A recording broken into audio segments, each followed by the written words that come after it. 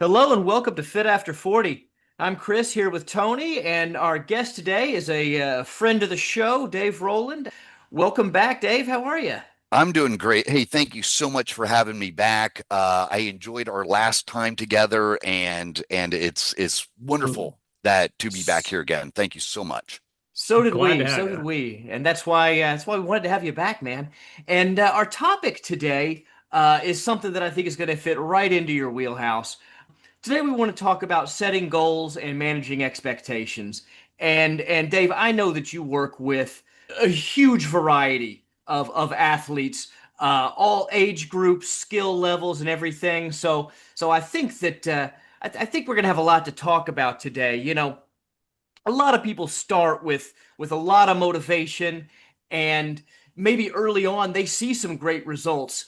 Now, of course, a lot of those early results, as anybody who's been in this space a long time knows, are actually happening up here in the head. It's neuromuscular as opposed to actually building those muscle tissues, increasing that mitochondrial density, that connective tissue. Um, and so when that progress is not sustained, or when people just don't see the results they want in 4 months, 6 months, a lot of people get discouraged. So why don't we just start, Dave?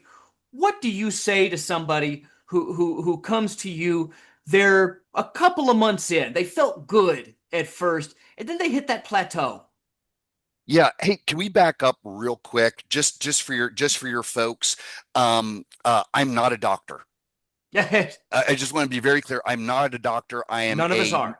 I'm a nutrition coach centering in lifestyle. And I think that's what makes this so interesting to me is how can we take this? How can we take these goals that we have and make it work within our lifestyle?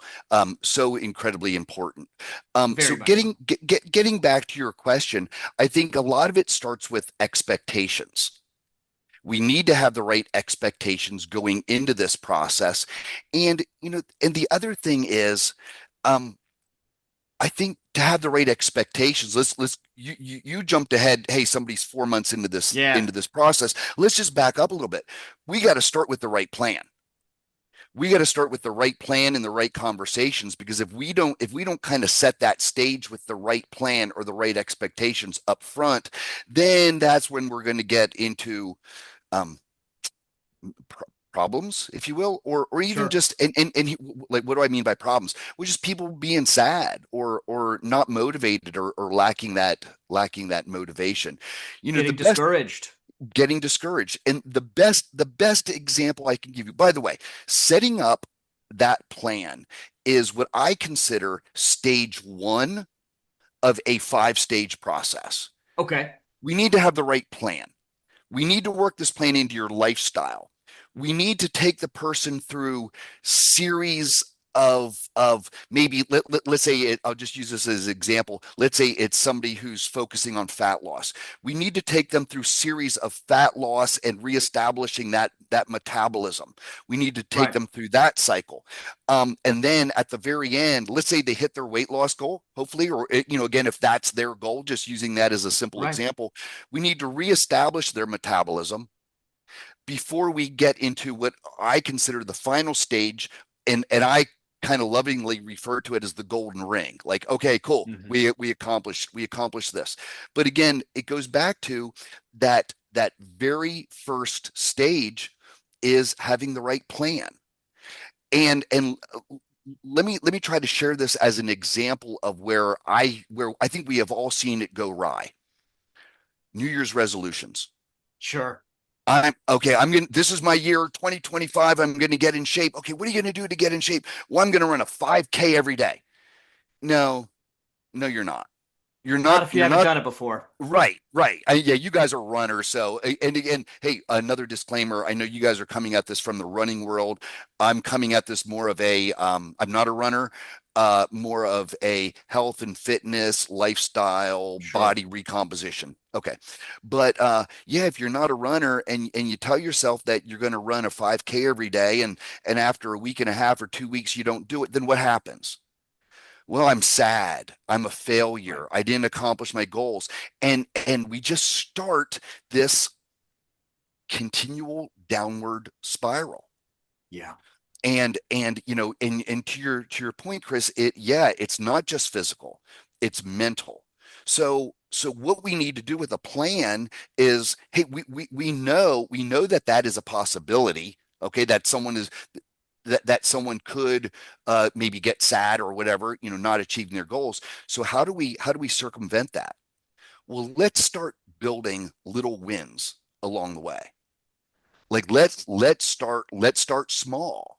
And the interesting thing about that is, I think two challenges with uh your title, your talking point today. Number Mhm. one, we're all starting at different points. Yep. Okay, so what I need to do to move the needle is different than what Tony needs to do to move the needle, and what's different than what Becky needs to do to move the needle. And you have a lot of people listening to this podcast, and I guess I would just say, remember, we're all starting at different places. Sure. Number two, I mean, one thing I've realized, Chris, is that everybody has their own ability or challenges in ramping things up a little bit, Hmm. if you will. And for some people, it's real easy. Maybe for you, I say, hey, we need to run an extra mile a day or like whatever. Oh, no problem, I can do that. Some people are really challenged with adding anything else to the agenda, if you will. Sure. So, wow, I went way off your Now, your your no, your question, but I do think it's important. Like, well, how are we going to handle this? Your question about how are we going to handle this in 4 months, reminds me of a question I get a lot. Like, well, Dave, what do I do about a plateau? yeah, Well, for me to answer your plateau question, I need to understand what you were doing prior to the plateau. sure, sure. Anyway, Well, so Yeah.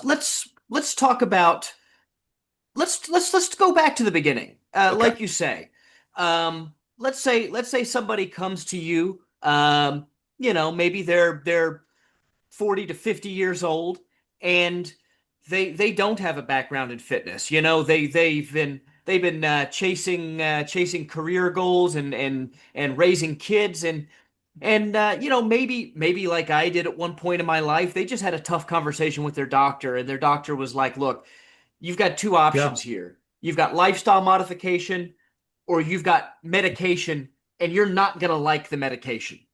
So we start at the beginning. Okay, this person, they're a little overweight. They're not metabolically healthy. Their body composition is worse than their weight. Okay, so they need to get going. And they say, Dave, I want to feel great, and I want to feel great next month.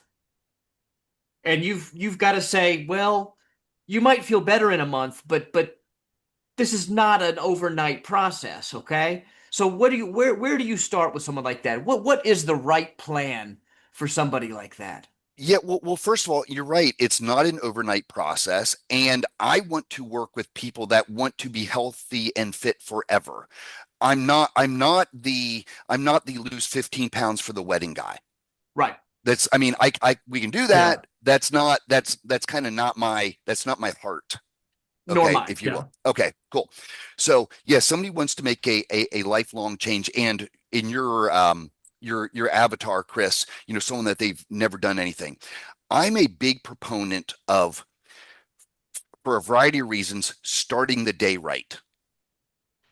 If we can, so many things can happen in our day to foul us up, whether it's an argument, or an issue at work, or a flat tire, or whatever. I got to stop at the grocery store. The kids are sick. Like, all of these things can happen.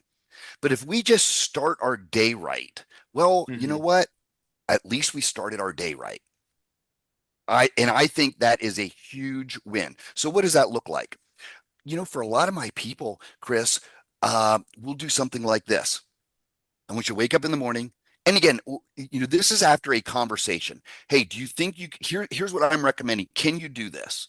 Can you do Hmm. this? And if there's any apprehension, then we'll back off a little bit. Okay. Right. Hmm. And I Adapt. remember, we will adapt. And I remember when you gentlemen used the phrase last time we spoke about Dave, you seem like you meet people where they're at. Yeah, that's what we got to do. That's how we're going to Yeah. create these little wins. So what does this look like? How about a glass of water in the morning? All right. Can we have a glass of water in the morning? Can we go for a short walk in the morning? Yeah. Like, what do you mean a short walk, Dave? I'll take what I can get. Five Yeah. minutes, 10 How minutes, far 20 can you minutes. walk? How far can you walk? Yeah. And I can tell you a great story about that. And then I want to start the day with a healthy, protein rich breakfast. Hmm. Let's start there. Let's start there. And in taking this approach with some of my people, um, uh, they seem to get real excited Hmm. about, and I'll get messages like, "Hey, Dave, I'm on a streak of 27 days with having a protein rich breakfast." Now, when I get a text message like that, what does that mean? We are building momentum. They're starting their day right. Okay. Yeah. We're starting to develop habits. They're feeling good about themselves. Hey, I'm winning. I am winning a little bit every day. And a lot of times I'll just start there. And I can get into kind of the psychological reasons why that work and the physical reasons Hmm. why that work. But uh, for example, having that protein rich breakfast will squelch a lot of other cravings and sugar cravings as Yes. the day goes on. Those snacking between meals. If you've got Right. satiating, nutritious food, the urge to snack is it's resistible. You may not go away. I mean, hey, I still want a candy bar, but you know what? I can say no. Whereas if I'm hungry and my blood sugar's low because I just had some simple carbs and my blood sugar drops like a rock, well, it's a little harder to say no, or I lose focus through the day. Absolutely. And let's compound that with a normal day. We skip breakfast or don't have that protein rich breakfast. And now we're driving into work. Traffic jam. I'm slowed down. Boss is angry. Get a flat tire, whatever. All of a sudden I'm in panic mode and I'm not able to handle those issues as well as if I would have been satiated. Right. Yeah. Again, Right. as simple as a glass of water, a walk, getting the body moving, and that protein rich breakfast sets our entire day, both mentally and physically, up for success. I would start there. On top of that, like if you don't have that really good breakfast to start the day like that, you're also like, and then you have that frustrating morning, that's going to set you up for making bad decisions. That frustration is going to lead you to even more bad decisions throughout the day, and you're just kind of throwing everything off kilter at that Yeah. point. So, It We will. we do you remember those old commercials about like being hangry? Oh yeah. yeah, yeah. With maybe they're Snicker bars or something like that. Yeah. It's a real deal, right? Oh It yeah. it it Yeah. is a, and I don't know why we don't think about it this way enough, but man, nutrition, if I'm going into a stressful situation, I am going to handle that stressful situation better if I'm satiated. 100%. And there are studies to back this up. I don't know if you saw this one, but if you are going to court, your outcome as a defendant is better if your time is after lunch. The judges and the prosecutors and everybody go easier on you if they are if they're full, if they're not hungry. If your time is right before lunch, they tend to hammer you. It's funny the places that this manifests, right? So Absolutely. Well, even jumping on this call today, I want to make sure that I'm fed before I jump on this call. Yeah. So absolutely. it those simple things do set our day up for success. And how long does it start to take to start seeing results? Okay. For most of my people, 2 to 3 weeks, and Sure. Yeah. they will start feeling better. They will Yes. a lot of most of my coaching is virtual like this, and Hmm. it's so interesting to see how quickly people's faces change during my coaching. Like their Hmm. eyes, with Chris, within 2 weeks, their eyes are brighter. Their Yeah. skin looks different. They're sitting up different.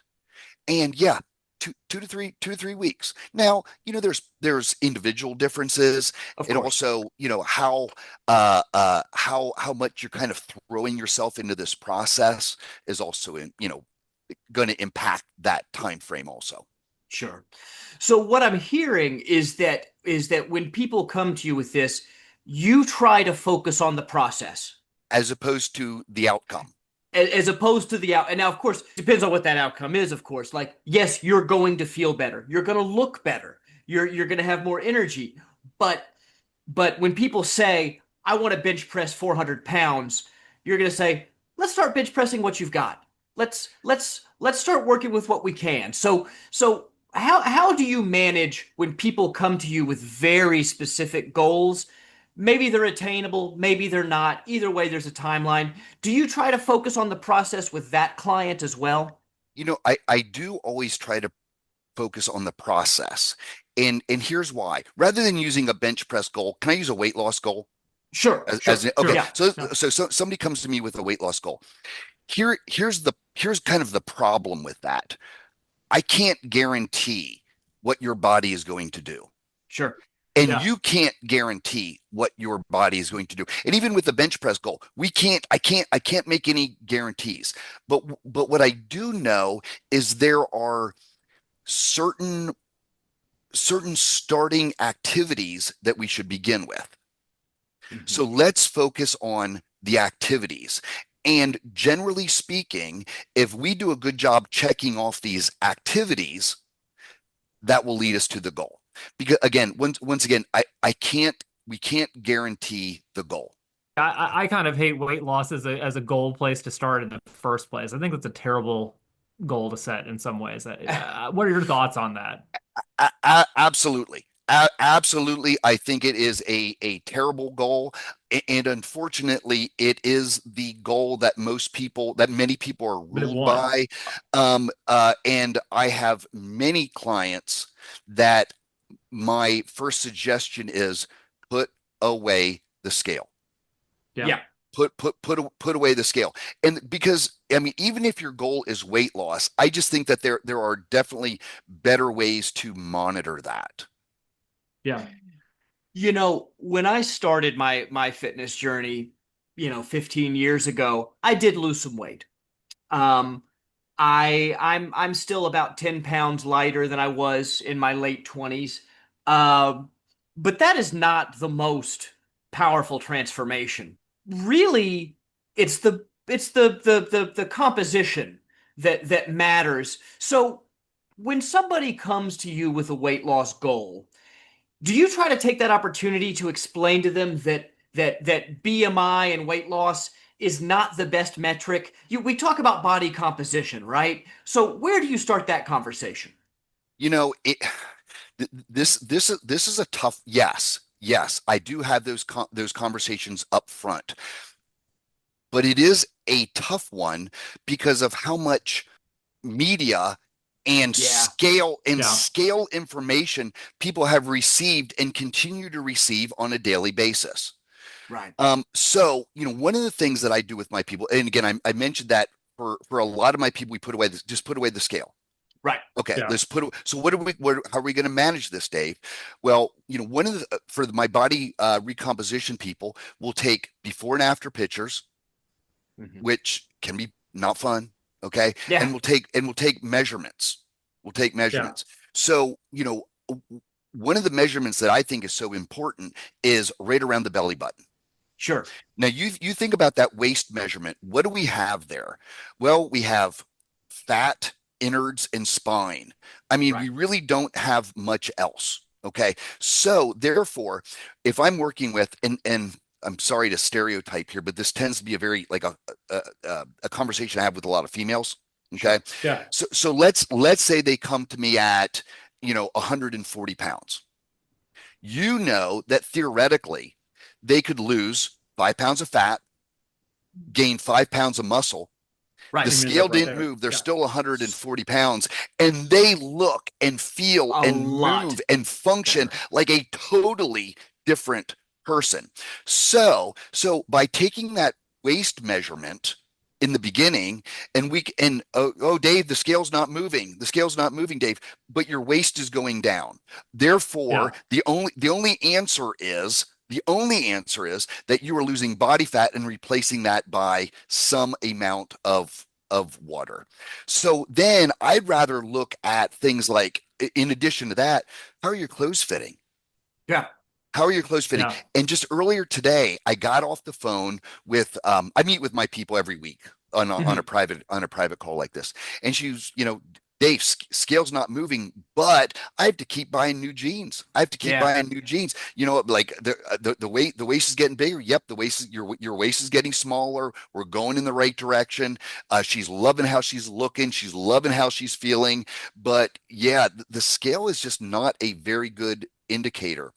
And I think the next thing that worries me with regards to that is, and maybe it's just my own algorithms, but these body composition providing scales are becoming Sure. very popular. I have one. Okay. I don't think they're very accurate either. They're not great. Probably They're not, not no. great. Yeah. They jump around. Mine tends to measure my body fat percentage as more variable than my body fat percentage would be on a day-to-day basis. It's just I'm not losing or gaining 3 or 4% body fat in three Oh, days. wow. That's yeah, it Yeah, jumps no Pretty around a way. wild lot. So swing. No way. And so yeah, the it's not accurate. reason, first of all, there's variances, Yeah. they're going to be, off by a certain percentage either Yep. way. But the other thing is those scales are electrical impedance in nature, Mhm. and they will largely view water as muscle. Okay. So if you drink a bunch of water on there, if you drink a bunch of water, wait a half hour, 20 minutes, jump on the scale, it's going to look like you have more muscle, and therefore your body fat percentage is going to look lower. And all you did was just drink some water. Sure. That's Sure. actually that's interesting because mine does that, I've noticed, and it's usually like I usually weigh myself maybe in the morning, and then sometimes I'll weigh myself after like a long hard run in the heat, and Yeah, my muscle mass decrease will be major, but that's just because I sweat off like a gallon of Right. water. Yeah. right, So The muscle mass right. is the same. What yeah. you've lost is water, but that's yeah. So those scales, so a lot of that stuff is not particularly helpful. And if you look at the clinical symptoms of metabolic syndrome, BMI is one of them, but they look at a lot of other, of course, a lot of it's your blood work, and that's something that you're only really going to work with a doctor on that. But waist measurement, that is on that list. And so, they are looking at your BMI, Dwayne Johnson is obese if you just look at BMI. That guy's 11% body fat. He's all muscle. He's clearly not obese, right? So you need You to are look at correct. visceral Yes. fat. And that is a limitation of weight. And a lot of people, especially people that are new to a fitness journey, they do not appreciate that distinction.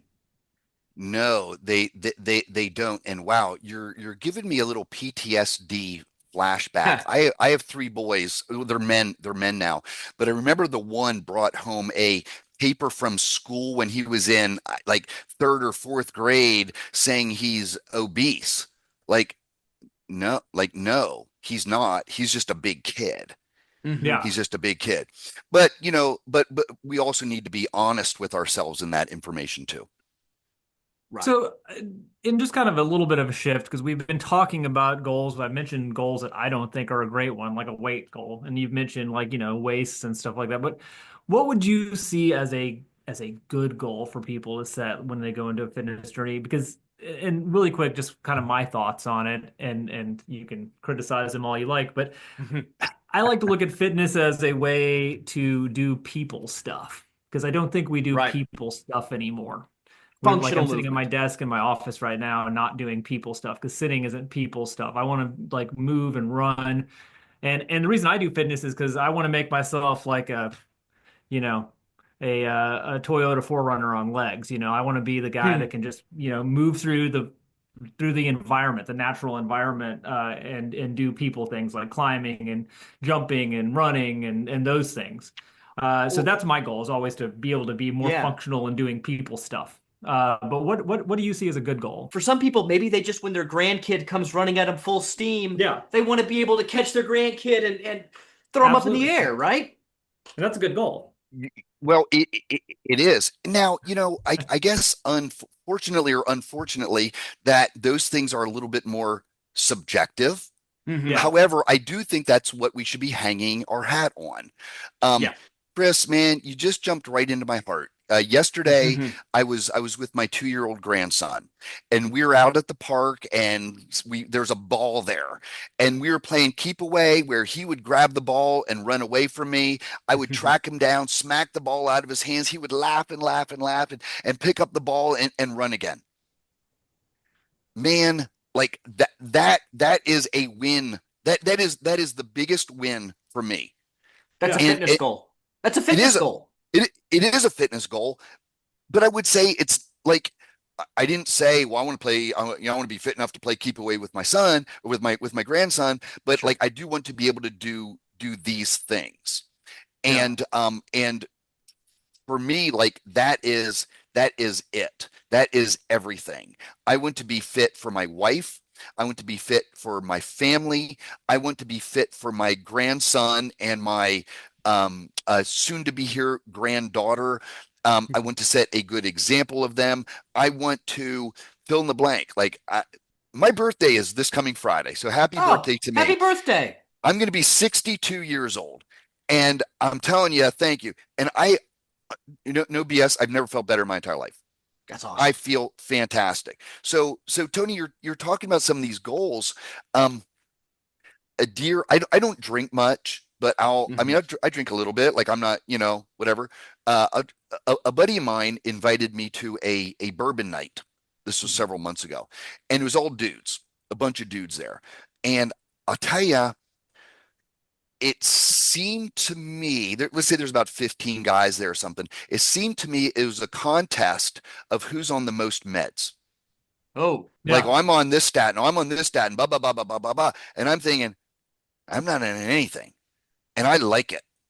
yeah. I like it. Now, listen, I understand. I don't know what tomorrow's going to bring. And maybe tomorrow I have a health issue or like Yeah. whatever, and I don't know how long I cannot be on any meds, Tony, but for right now, like that is a huge health and fitness win for me. Absolutely. I mean, That's and those tremendous. are the really great goals, I think, is I think that the problem with fitness is everybody always tends to look at it and fitness goals as a vanity project.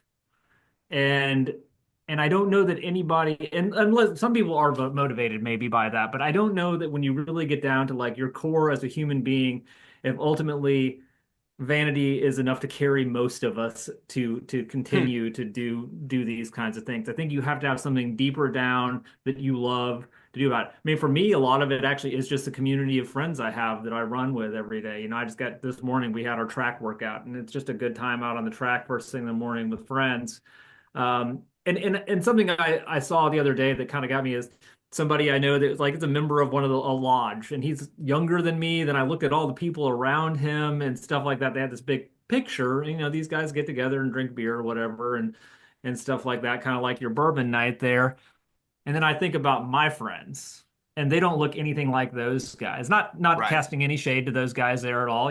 That's fine, but they don't look like that. All my friends they run. Like we're about the same age range as all the guys in that picture, but you wouldn't be able to tell that the people I hang out with are the same as those people in age because they're that we've got that community and part of that is just the fact that we love doing that fitness activity together Hmm. and that is the motivating factor that drives us to goals versus like just any kind of vanity project or something. I totally agree, and but I also think it's okay to have a wide variety. I not only do I think it's okay, I think it's important to have a wide variety of whatever you want to call it, like a big why or reasons. Hmm. Okay. Yeah. And I kind of look at it this way. I'm going to use an old man phrase. You guys might not even know what I'm talking about, but like a Rolodex. Oh, You yeah. Yeah, remember I you know. remember Rolodex? Okay, where we We're used to not keep like that the business young. cards. Okay, cool, cool, cool. So I almost view it as having a Rolodex. Yeah. And some days I need to pull out a different card in my Rolodex to get me kind of through that day. And there are some days where it is a little bit more vanity driven. You Hmm. know, my wife and I are coming up on our 35th wedding anniversary, and I hope she still finds me attractive when I'm getting ready for bed at night. I do. Sure. I do. That's a vanity thing. Okay. On the other hand, I'm glad that I'm not on any medications. Absolutely. I'm Yeah. glad. I'm glad. So yesterday I was with my grandson. I'm glad that I could chase that little precocious boy around the playground and wrestle and all that stuff. And I could get up off the ground. Not an issue. Yeah. Pop up off Yeah. the ground. Let's go. Let's go. Let's go. Let's go. Let's go. Anyway, so I do think and the reason I think that this is important, Tony, is I think there's a lot of I think there's a lot of things getting in the way between us and our health and fitness goals. Like, so I was at the gym earlier today, and even just driving to the gym, it's like fast food restaurant, fast food restaurant, fast food restaurant. Oh, Yeah. I have to stop and get gas, pay for gas. So there's a whole display of candy bars there. I mean, we're just inundated with like bad health messages. The So least Yeah. healthy food is ubiquitous and cheap. well, and I Right. just And feel cheap, man. I just feel as though I need to have a full arsenal of Yeah. reasons to combat these things. Well, let's shift gears a little bit here. Now, let's talk about older adults. Because a lot of older adults, Since you're here, Dave. well, hey, look, none of us are younger, okay? But but there's a lot of people who erroneously think that their age limits them a lot more than it does. Now, Yeah. look, I'll tell you a story, okay? My first bike century, it was 2017 or 2018, 100-mile bike ride, okay? Um, and it was in Alabama. And you started in Florence, Alabama, you rode up to the Tennessee border, turn around, ride down to the Mississippi border, turn around, and then back to start. So there were two turnaround points. So I am approaching excuse me, other way around, Mississippi, then Tennessee. I'm approaching the Tennessee border, okay? I probably am at mile 60. So the guys coming at me, I see coming toward me the lead peloton. These are the people that it's the first time I've seen people pass me that direction. And the guy in the lead looked like Santa Claus. All right, full white beard. I mean, this guy was probably in his 60s, and out of 3,000 cyclists, he was in the lead. So, jumping off from that point, let's attack the stereotype that older adults are not capable of making gains. You know, okay, so let's look at two different examples here. Okay. I think if I may, I think I'm a pretty fit older guy. Can More Is than that pretty fair? fit, I would Okay, say. More okay. than Little, pretty little, I, fit. little I bit don't I, of I don't want fit to there. sound I don't want to sound like a jerk. Yeah. Um, and again, um, I continue to progress. And I'm a little reluctant in kind of sharing this analogy of Michael Jordan because I'm not trying to compare myself to Michael Jordan in any way, shape, or form.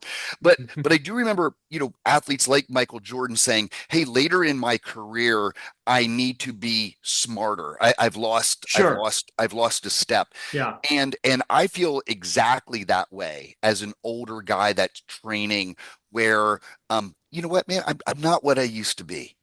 I'm not as strong as I used to be. Okay, but man, I think I'm healthy. I feel healthier than Hmm. ever. My Hmm. mobility, and I'm not even talking like me compared to other 62-year-olds, just like me compared to myself. I think my mobility is really good. Strength ain't there. Still pretty strong, but strength is not there. But I feel real mobile. I feel healthy. I can get up off the ground. So in terms of those things, yeah, we can keep getting stronger. And I have training logs upon training logs upon training logs of where showing you or anybody that wants to see how Hmm. I've gotten stronger over the years. And maybe something like maybe I'm not bench pressing as much as I Hmm. used to, okay, but the totality of my volume over the course of a workout in the course of a week is Yeah. comparable or better than it was before. Sure. I feel very comfortable with that. On the other end of the spectrum, let's say someone that an older person that's deconditioned. Hmm. Okay. Hmm. Here's the good news. Here's the good news. It doesn't take much to really start moving the needle. Right. Yeah. It, because where do are you guys familiar with the term like newbie gains? Yes. Yeah. Yeah. Okay. So newbie gains, for if you don't, newbie gains is like, hey, when you first start lifting weights, your first year you're going to get a lot of great results. It gets Sure. harder, it's more challenging as you've been training longer, as you get closer to your genetic potential. But in the like, Sure. especially that first year, 6 months, man, you can make some great gains. So Yep. working with an older person that has never trained before or been detrained, man, we can make some fantastic progress out of the gate. Now, I was working with this older gentleman, and actually I was working with him and his wife, and I love them. The most wonderful people I've ever met in my entire life. And they came to me and said, and this kind of gets my heart. Dave, we've worked our entire lives to get to this point in our life of retirement. Hmm. Unfortunately, we've let our health decline to a And point now you can't where do it. we can't do anything. Right. We can't Can't live the enjoy life. it. Yeah.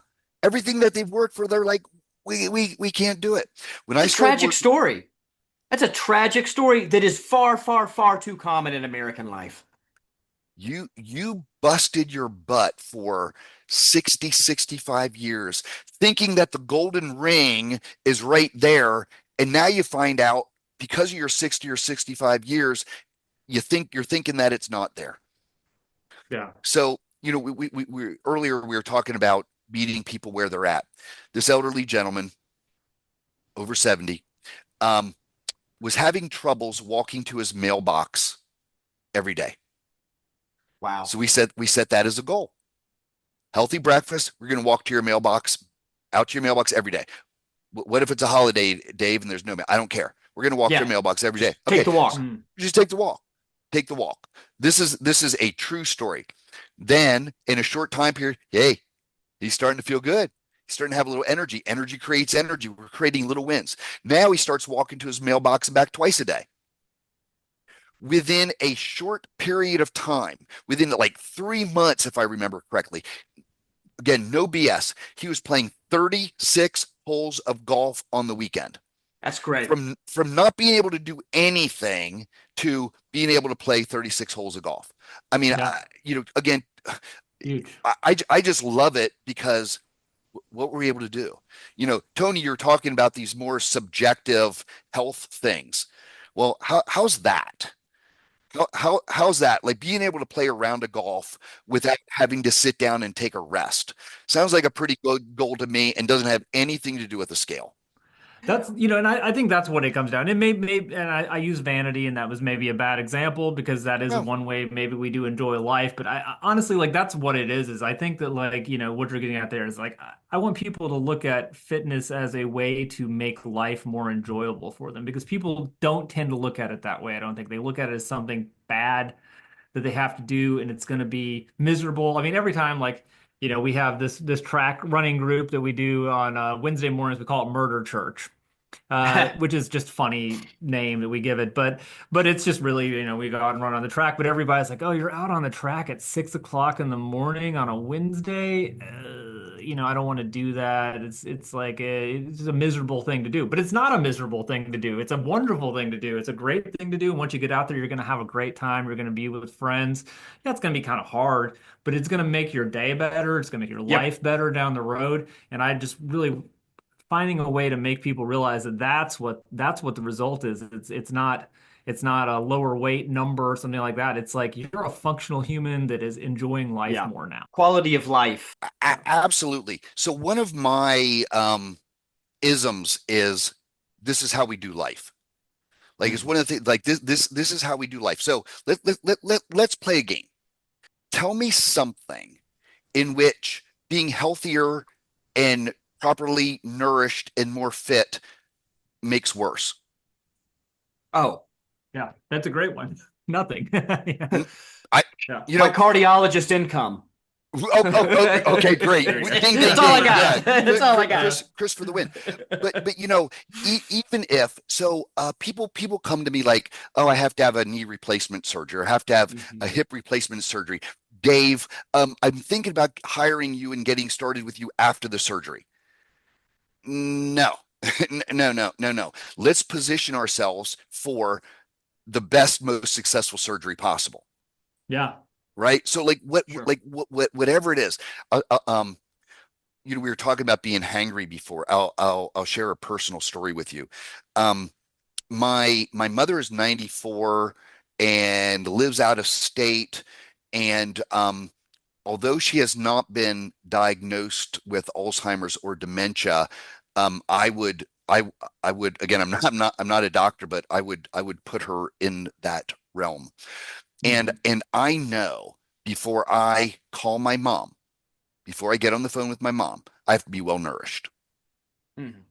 I got to get my head right. I got to get my I got to get my head right to talk to my mom. And maybe I mean that's a good thing. I think that's a good thing because I'm trying to care for her, but it is challenging. So anyway, you're right. There's not other than funding your cardiologist, there's not many Right. things that living healthier won't help. And and I'm very fortunate that I have a wife that agrees with this. Yeah. And we know that focusing on our health and fitness makes our marriage better. Yep. It makes our faith better. It makes our relationship with our children better. It makes our work better. I mean, it makes our conversations better. It makes our sleep better. You know, I'll stop there. I think you get the idea. But But you could keep going. I could keep You could going. keep going. yeah. Yeah. You Yeah. know? I mean, So there are people out there that can't get a suitcase in an overhead compartment on an airplane. Little yeah, lifestyle goals, I think, are the most critical goals because this is your day-to-day life. If you can't do basic day-to-day things, it's just if everything becomes a struggle, that's such a frustrating way to live.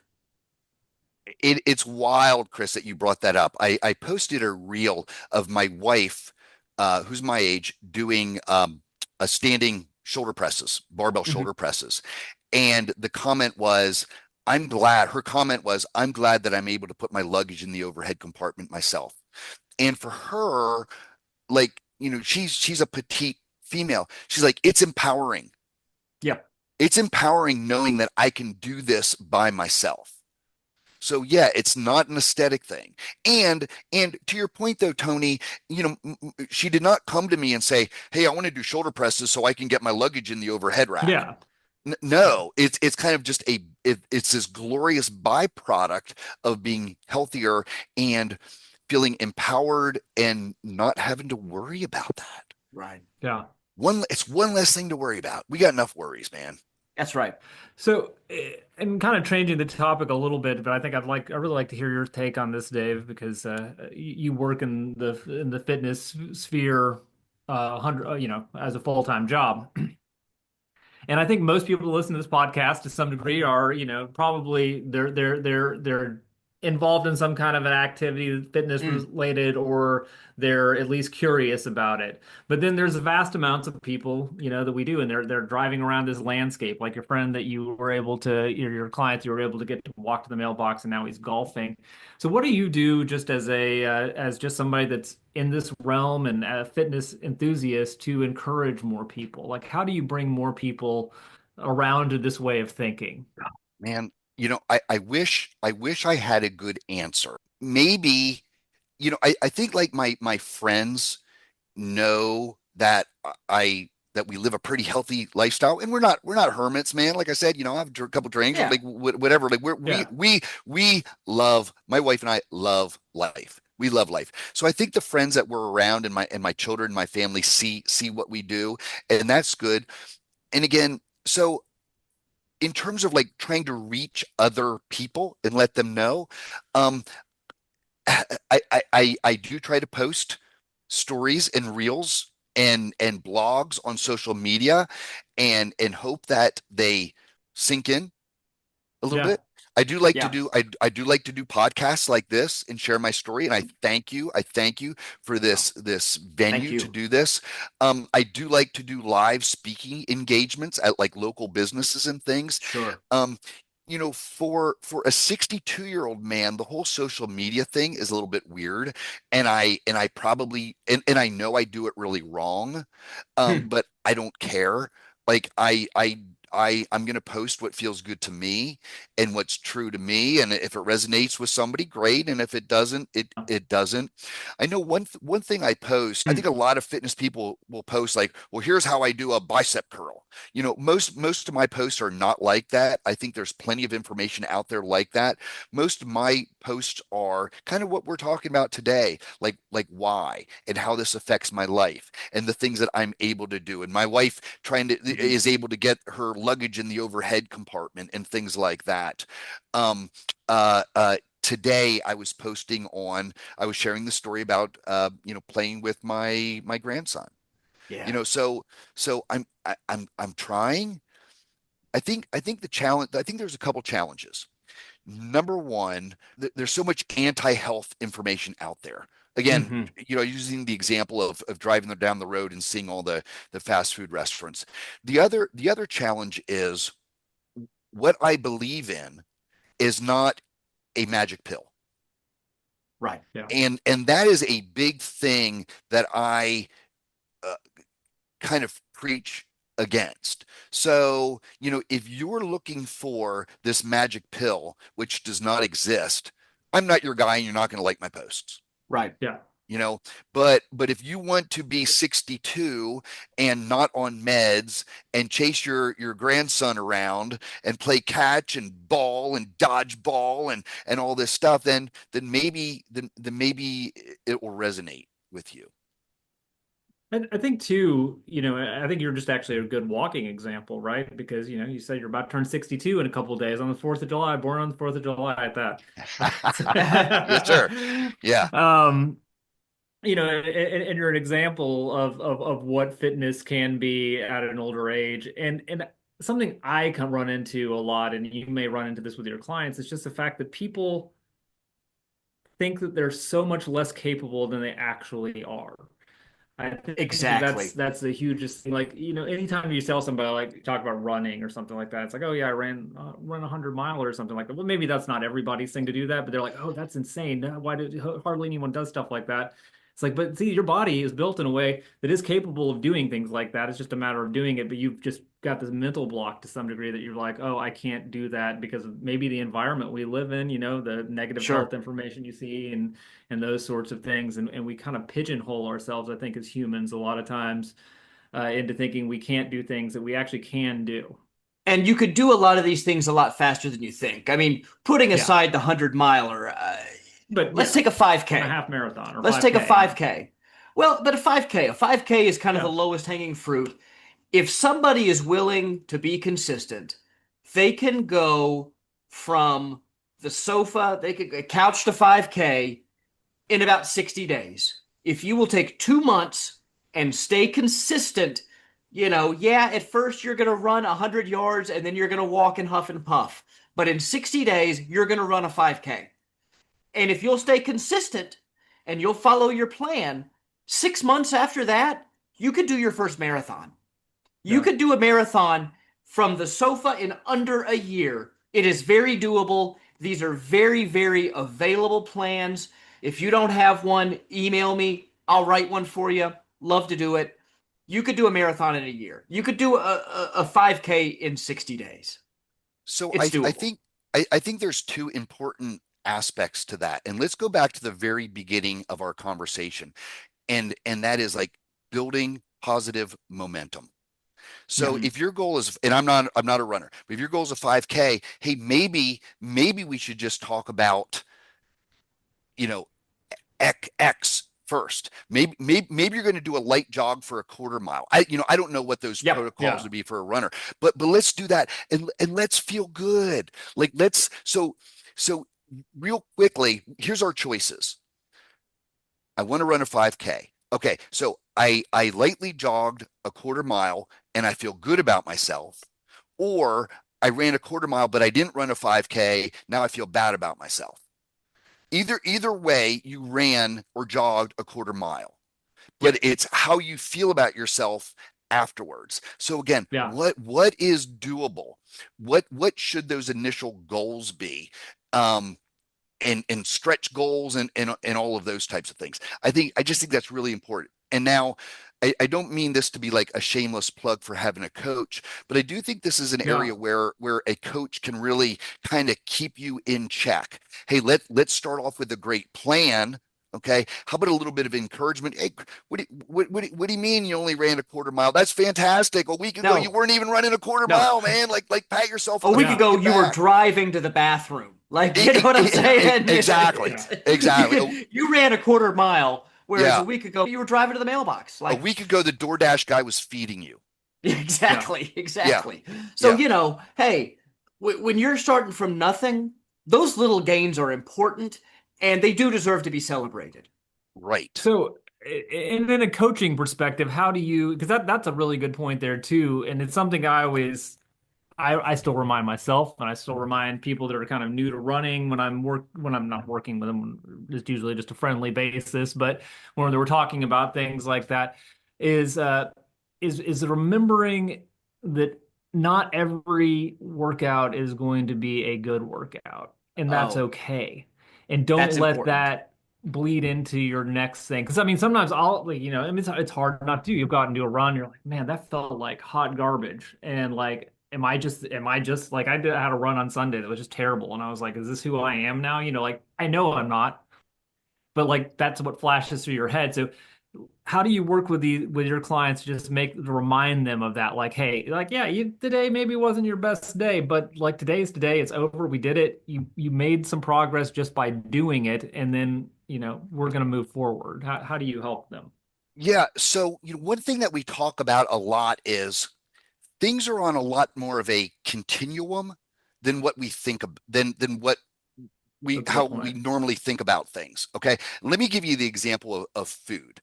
So often people say oh, we have good food and we have bad food. And food is either good or bad. It's a lazy No, distinction. it Yeah. is and there's a whole big continuum in there. Okay. So let's take this food example kind of to the next level. Um, Dave, I'm going to a wedding. How should I handle this wedding? Well, on one end of the spectrum, we could eat like a 5-year-old at a birthday party. Okay. On the other end of the spectrum, we could be sitting at our table weighing and measuring all of our food. No, I don't think either of those are appropriate, but No, there's a lot of gray area in between those two sure. points. Okay, so Absolutely. so so with that in mind, not every workout is going to be a PR setting workout. right. Yeah. In fact, and I've been thinking about this a lot lately, I believe that about 9 months out of the year, we should be cruising. Okay. And about 3 months out of the year, we should be getting after whatever our goal is. Progressive overload. Yes. Yes. Now, like I would say for me, like yeah, I like to push it pretty hard in my cruising, but I'm not trying to get shredded during those 9 months out of the year either. Right. Okay. Yeah. So I think all of those things are important and kind of inform that whole process, Tony. That Yeah, I is think that's good. Yeah, I mean, like in running, we kind of do, you've got your base miles, and that's just kind of what you're going to run every week. For me, like I always try to run 40 miles a week. And then when I'm doing training, then I'm going hard for that goal. Like right now, I'm going hard for a goal at a race in September. right.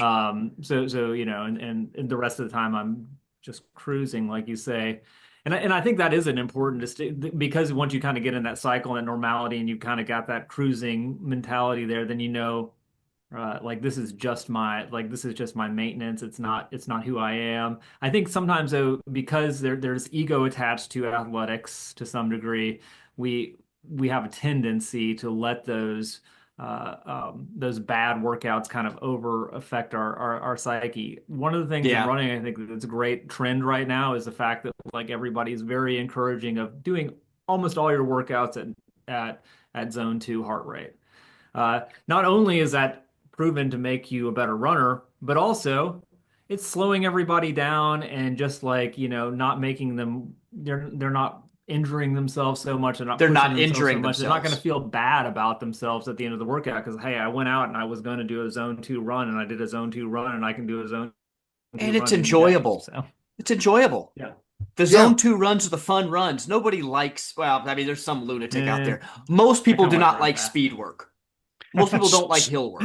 So when you said it's enjoyable, Chris. So when you're doing something that is enjoyable, I'm making dopey air quotes here. Okay. When you're doing something that is enjoyable, aren't you then simply reinforcing that as a very good habit of how I live my life? A Very hundred true. percent. Okay. A So, hundred percent. so two things I think should be considered. First of all, I've never been in the Olympics, but does anybody think that an Olympic athlete trains throughout the year the way they do 6 months, 5 months, 3 months, 2 months before Yeah. the Olympic? You know, No. no, no. So why, okay, so if we're not Olympic athletes, why the hell would we be doing that? I mean, professional Yeah. athletes have an off season. They're still training, Right. but they're cross training. They're doing other stuff. They get into, there's a reason that these things are periodized. But And if most it, people don't do that. You know, what Yeah. and what most what a lot of people, let me use the weight loss example. I hear this all the time. I'm going to drop my calories down to blah blah blah, and I'm going to keep them there until I hit my goal. oh, but you may No, not. Yeah. But no, you What might are you gonna not. do when you hit? right. What are you gonna do when you hit your goal too? Great Well, point. and if you've wrecked your metabolism, Yeah. you're not going to lose weight because you're just going to slow your metabolism further. You Absolutely. so this is where realistic timelines becomes an important part of the conversation because if you want to lose 30 pounds in a month, I'm making up numbers here, but maybe you could do it. I think at that point it's probably liposuction, but in any event, if you try to cut calories that dramatically, what you're going to do is metabolic damage to yourself. Your energy level is going to go through the floor, and your body is going to go into survival mode and tank your metabolism. And your body's going to try to hang on to that fat because your body thinks you're going into starvation mode. Yep. Whereas a sustainable half pound, pound a week, every 2 weeks, different timelines for different people, of course, but the slow methodic approach is the sustainable approach, and it will get you to your goal, and it'll get you to your goal in a healthy way. Absolutely. The challenge though, Tony, were you talking about weight variations when you jump on your scale? Was that Yeah. I mean, okay? You were yeah, saying that. absolutely. Yeah. So Yeah. here's the challenge though. Those daily variations based on holding a little bit of water because of what we ate or how we slept or how we didn't sleep well, or if you had a really hard run, you're probably going to be more apt to hold a little bit of water. Yep. That variation is going to be substantially greater than any fat you can lose Sure. or any muscle Absolutely. that you can gain in that same time period. Yeah. So again, speaking to the point of maybe we just need to put away the damn scale. Yeah. Yeah. Another thing about hitting PRs or not hitting PRs, I was leaving the gym the other day, and I didn't mean to sound like a goofy guy, but someone, hey, how's your workout? And my response was, I was happy to be here. Yeah. Like, Yeah. I am literally, I can go into that gym and work out pretty hard, and it feels pretty good, and Yeah. I'm glad about that. So that's my big win. That's my big take. That's my PR. I was able to do it. There's one more point I want to touch on before we let you go, and we've brought this up a lot on this podcast, and I think it's an important lesson to drive home. But there are a lot of people, particularly women, who avoid strength training because they're afraid they're going to get too bulky. I could tell them all day, like, look, to really bulk up, you're going to have to double your protein. You're going to have to get into a serious calorie surplus. So, Dave, how do you approach this? When you try to tell people how hard it is to really truly bulk, where do you start that conversation? And what do you tell these, disproportionately women to expect when they start a normal course of strength training? Maybe depending on the person and depending on my mood at that moment, they might get a different answer. Yeah, But fair. but here's the bottom line, and maybe I have a question for you then. But here's the bottom line: females, you are not going to get bulky. if you are comparing yourself to like a female bodybuilder, like I don't know where this is coming from, but if you're comparing Yeah. yourself to a female bodybuilder, you are comparing yourself to someone with genetics that you don't have, that is probably taking drugs, steroids, PEDs that you are not, that has devoted their life and every morsel of food that they eat to getting bigger. It is their job, and they're getting enhanced. A lot of Otherwise, them are. right. So otherwise, it's not going to happen. Okay. And I promise you, and this is Yeah. where I start getting a little bit rude. You jumping around a group fitness class with pink and purple dumbbells, you're not going to Hmm. wake up one day looking like Arnold. Like No. it is not going to happen. It is not, you don't have the hormonal profile for it to happen. So I guess my question is, if we're really, really honest. Oh, Hmm. and here's another example. My wife is 61, and although she's been lifting weights for a long time, she really started focusing on strength training about 4 years ago, and Okay. she looks amazing. Look at my wife. Look at my wife. I mean, I know that's just a test of one, but Yeah, six years cancer free. She looks amazing, and Hmm. I still adore my wife after all these years. Okay, It's great. but then I guess my question is, really, really, where did this come from? Where did this thing, like I'm going to get too bulky, come from? And by the way, I do find it I think, yeah. interesting. I do find it interesting that females, now I'm going to get in trouble. Are you ready? Females are concerned about getting bulky. Okay, but they're not concerned about getting bulky enough to give up their wine and cheese nights.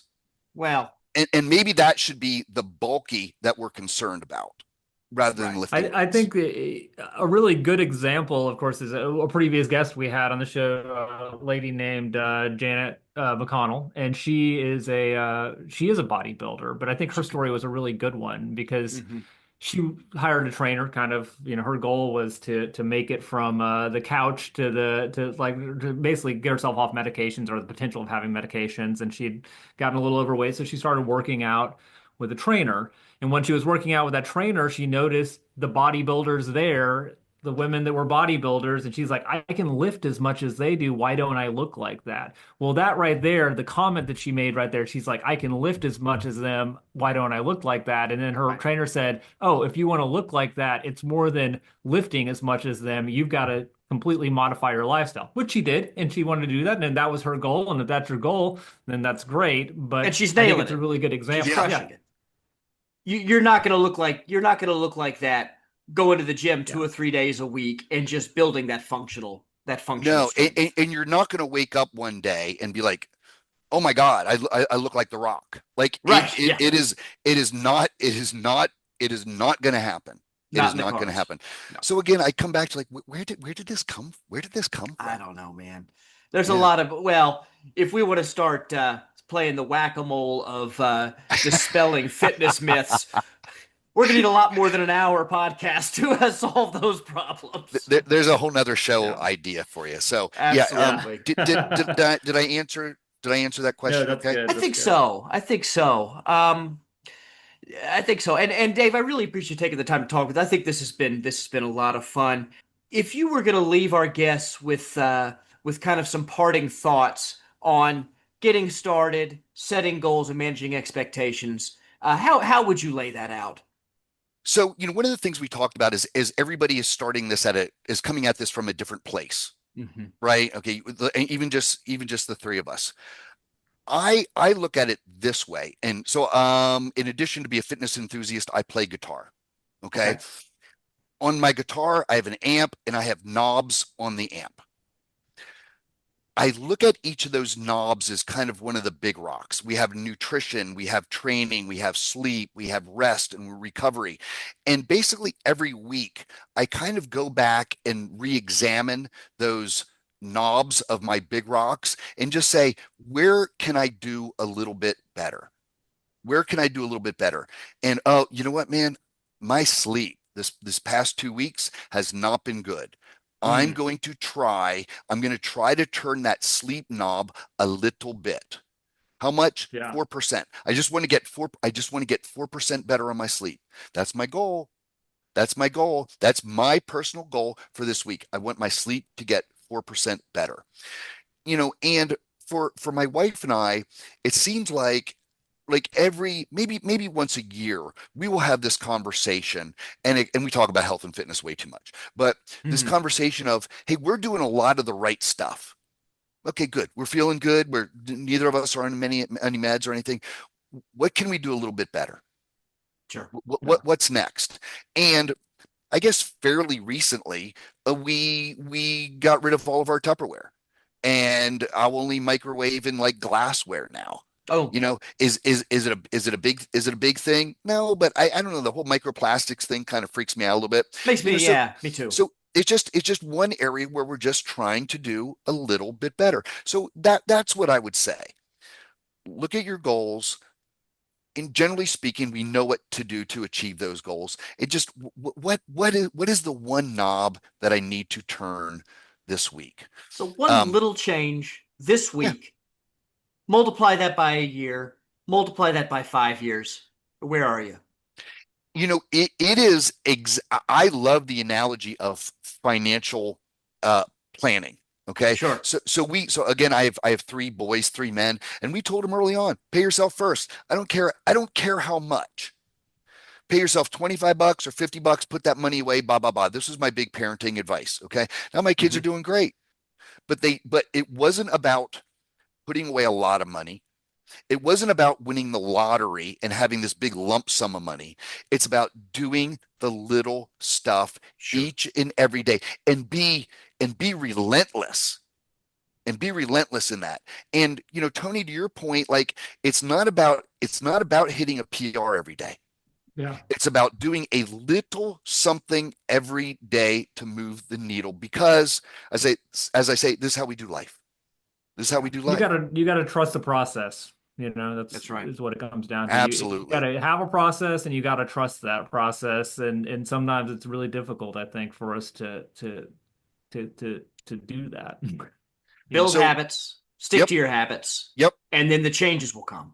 Yeah. Absolutely. So what are we going to do? Well, we're going to start every day with a glass of water, a real short walk, a protein-rich breakfast. And if you want to take that to the next level, lift weights once a week. Let's start there. Let's start there. If you're Yeah. already lifting weights once a week, maybe twice a week, but we can talk about that. But yep, that's where we start, and we do it. We do it like our life depends on it. We're going to be That's right. relentless Because it about it, and does. we're going to and we're doing it for our loved ones. And our Yep. life does depend on it. And more important than our lifespan, our health span. Nobody wants to live Yeah. those extra years in a hospital bed. You want to live those extra years playing keep away with your grandkids. Yes, sir. Yes, sir. Warms my heart, Absolutely. man. Well, Dave, thanks so much for talking with us today. Thanks so And much. one more time, if you'll just remind our guests where they can find you, if they want to, your YouTube channel. What was the name of that again? Yeah, just search Today's Warrior Coaching. Facebook, Today's Warrior. My Instagram is today's underscore warrior underscore LLC. I can give you my email address too if you're interested. It's David at today'swarriorcoaching.com. And on YouTube, you can just search David Rohland. It's David Rohland. Love to hear from people. I hope people found this information helpful. And man, I think you guys are great. I love you. Thanks for Thanks, having me man. back. This And was a Thanks for lot of having fun. being on. anytime you want to chat, just please, please, Oh, please give me a call. Yes. we'll take you up on it. I think I think this is a lot of fun, and hopefully we could do this again. And again, we'll link to all of Dave's links will be in the show notes. We'll send that out on Substack. That is forty.substack.com. Just find us there, and you can connect with Dave or any of our guests.